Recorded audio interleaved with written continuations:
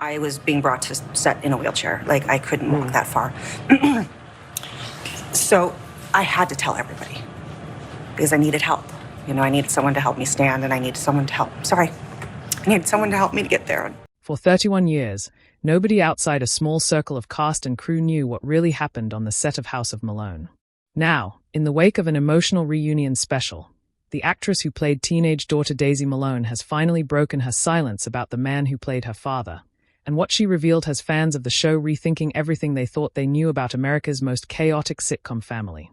When Josie Reyes walked onto the House of Malone soundstage in 1991, she was 16 years old and terrified. She had beaten out 300 other girls for the role of Daisy, the sharp-tongued, boy-crazy daughter in a show that network executives were already calling too much before a single episode aired. The scripts were loud. The jokes were fast. The wardrobe department kept handing her outfits that made her mother wince in the audience during table reads. Standing at the center of it all, playing her on-screen father Ray Malone, was Walt Cain, a stage actor in his mid-40s who had spent 2 decades doing regional theater before landing the role that would define the rest of his career. Walt had seen enough of the industry to know exactly what could happen to a teenager thrust into a spotlight that adults themselves struggled to survive. So from the very first week of rehearsals, he made a decision that nobody asked him to make. He was going to look out for her. It started small. He'd walk over during breaks and ask how she was sleeping.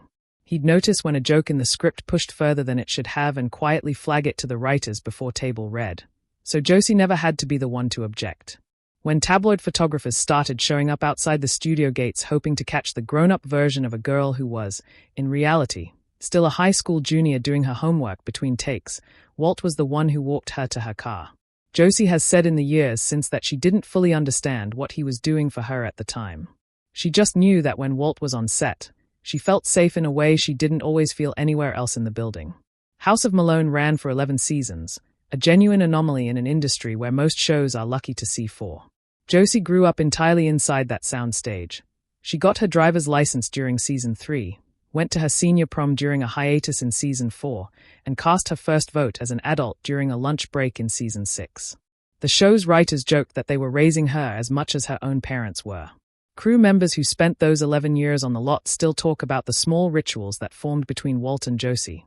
The way he'd hum the same 4 bars of an old jazz standard before a difficult scene to make her laugh. The way he'd deliberately fumble a line during rehearsal just to watch her improvise her way out of it. The way he never let a director push her into a take she wasn't comfortable with without at least asking her, out loud, in front of everyone, if she was okay. It wasn't written into any contract. It wasn't part of the job. It was simply Walt deciding, quietly and consistently, over 11 years, that this was who he was going to be. In its 3rd season, House of Malone nearly didn't survive a single news cycle. A parents' advocacy group in the Midwest organized a national boycott after an episode aired that they said crossed a line even for a show built on crossing lines. Sponsors pulled out within 72 hours.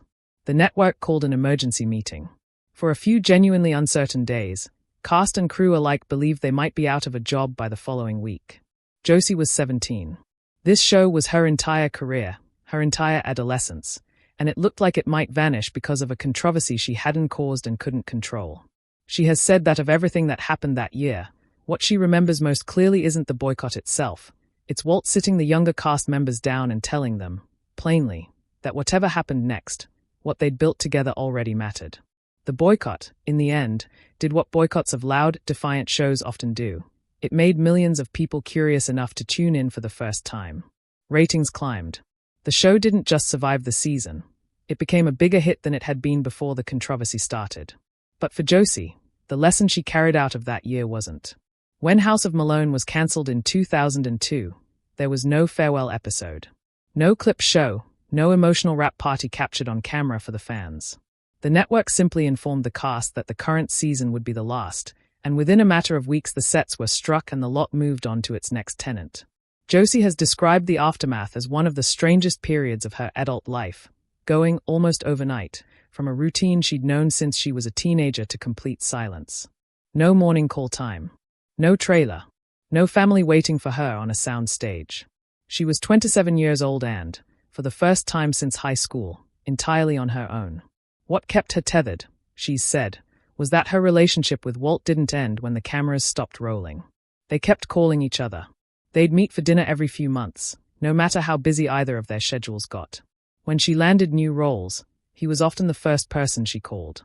When his own career later took off again in a hit ensemble comedy, she was in the audience the night he won his first major award, cheering louder than anyone else in the room. Then, in her early 40s, Josie Reyes received a diagnosis that reshaped her entire life, a chronic autoimmune condition that gradually affected her balance, her energy, and her ability to do the physically demanding work she'd built a career on. She has spoken publicly, and painfully, about the grief that came with it.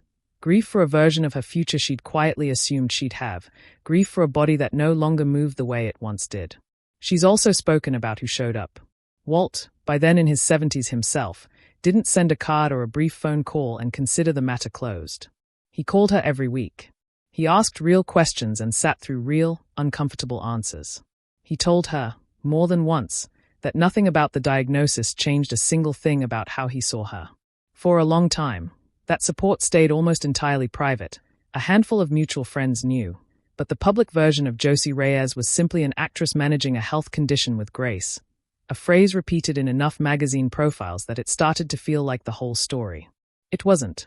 It took a cast reunion, a charity event held decades after the show ended, organized to raise money for research into her condition, for Josie to say publicly what she'd only ever said privately before.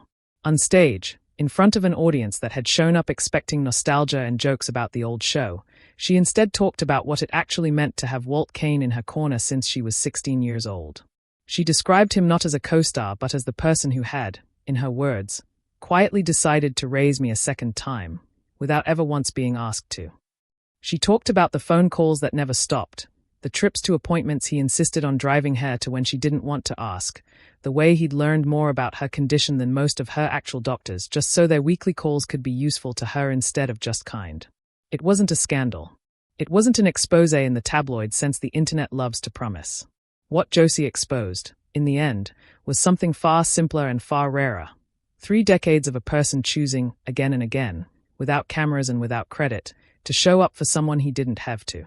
The reunion ended the way most real reunions do, with old jokes, half-remembered lines from episodes nobody had watched in 20 years, and a standing ovation for a woman who walked onto that stage with a cane and left it to thunderous applause anyway. Walt sat in the front row for the entire thing, and when Josie finished speaking, he was the first person on his feet. Fans who grew up on House of Malone have spent decades assuming the show's family was just clever writing and good chemistry.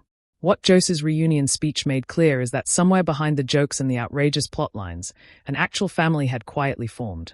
One that had nothing to do with a script, and everything to do with a man who decided, on day one, to take care of a scared 16-year-old girl, and never once stopped.